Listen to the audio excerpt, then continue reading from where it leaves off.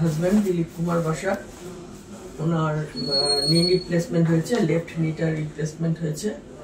এর আগে আমি বেশ কয়েকবার ওনাকে অপারেশন করিয়েছি, সেটাতে ওনার সাকসেসফুল হয়নি। শেষ পর্যন্ত অ্যাপেলোতে ওটা অনেক কমপ্লিকেশন হয়েছিল, সেগুলোতে পরবর্তীকালে একটু সুস্থ হওয়ার পর আমি অ্যাপেলোতে ডক্টর ইন্দ্রনীল পালের কাছে নিয়ে যাই। উনি ওটা দেখে উনি অপারেশন করেন এবং এবারের অপারেশনের পর হাজব্যান্ড অনেক সুস্থ আছেন, ভালো আছেন, হাঁটতে পারছেন। Thank you Indranil Pal.